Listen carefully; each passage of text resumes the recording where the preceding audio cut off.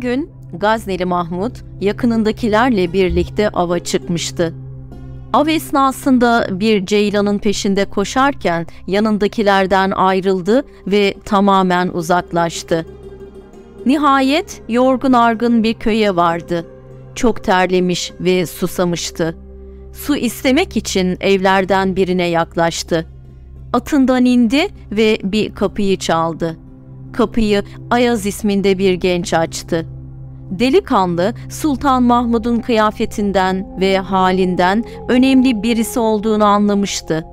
Çok geçmeden padişah da genç Ayaz'a kendini tanıttı ve "Oğlum, çok susadım, bana soğuk su verir misin?" diye seslendi.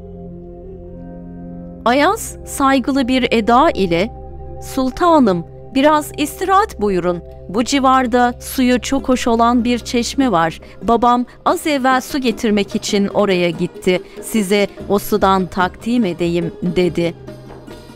Ayaz, yoksul fakat tatlı dilli, konuşkan ve saygılı bir gençti. Etrafın güzelliğinden, kendi yaşayışlarından bahsederek bir süre hükümdarı oyaladı. Hükümdar gençten ve davranışlarından etkilendi ve çok hoşlandı. Ayaz bir ara kalkıp temiz bir kasede soğuk su getirdi. Sultan suyu içti ve pek beğendiğini söyledi. Dayanamayıp sordu. "Babanın çeşmeden su almaya gittiğini söylemiştin. Oysa bu suyu evden alıp getirdin.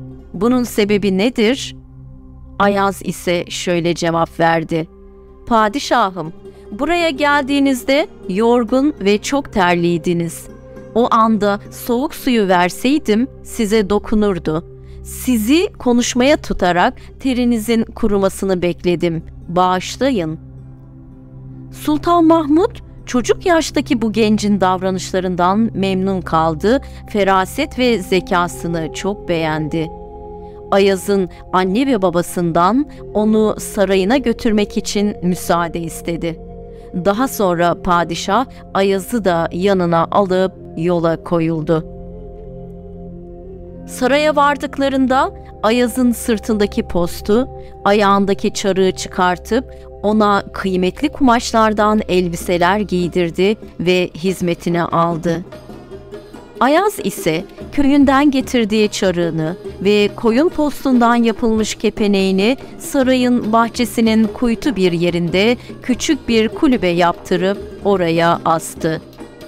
Bir gün Sultan Mahmud Ayaz'a çarığını ve eski püskü giyeceklerini saraydaki gizli odasında niçin sakladığını sorunca o da şöyle cevap verdi.